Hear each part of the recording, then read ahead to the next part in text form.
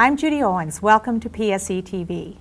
This month we'll highlight the SEIU International Convention in Denver and the national strategy to mobilize union leaders and activists for a fair economy, celebrate a successful food drive by the Rosalia chapter that gave back to the community, and profile the successes of PSE's efforts to hold corporations accountable through the work of PSE Life member Sherri Osborne of Moses Lake.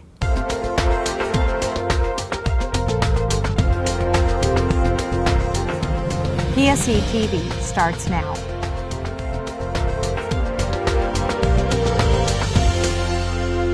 From May 29th to the 30th, 10 PSE board members, 4 PSE staff, and I joined nearly 2,000 delegates at the 25th Annual SEIU International Convention in Denver.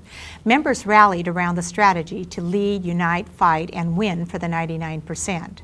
PSE members and national delegates also took part in the 99% agenda with street protests in downtown Denver, numbering nearly 2,000 against Wells Fargo Bank, which in the last 3 years paid just a fraction of its corporate tax rate while having received more than $40 billion in federal bailout funds.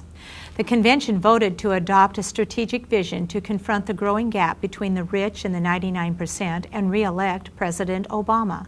The SEIU Public Services Division also adopted a blueprint for the future to address economic inequality, unite workers to fight and win for good jobs, and build a stronger voice for its members, including PSE. Back in Eastern Washington, PSE members received a $500 grant this year to help their neighbors.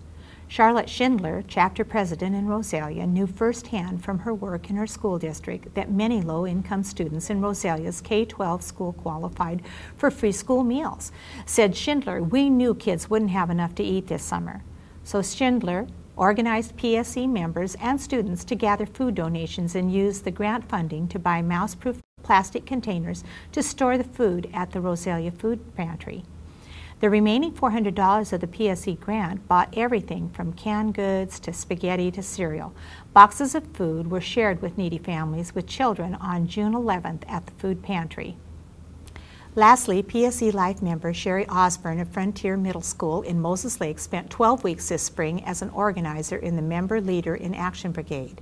She worked with a coalition of other union members in Washington to support workers' rights and to hold corporate America more accountable. The PSE-supported program allowed Osborne to participate in public demonstrations around the Puget Sound in April and May, to support striking Verizon workers, back SeaTac airport workers advocating for living wages, and protest Wells Fargo Bank's failure to pay its fair share of taxes that support public education. Osborne called her PSE-supported leave an awesome experience that has inspired her to educate her co-workers and encourage all state residents to register to vote and support politicians who support working families. I have to say I was a school secretary sitting at my desk when I got the call that they wanted to invite me to be on the MLI Brigade. I had no idea what I was getting myself into at all.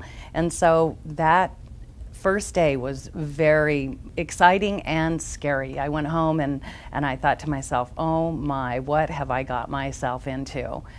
But then I realized that I got myself into something that was so big and so wonderful, and I was just so excited being a part of making history, because it truly is making history. I did not want to not be a part of that. I wanted to be a piece of that. And so I went back the next day, and that just fueled my passion and my excitement for PSE, SEIU, and I can't wait to see what the outcome is.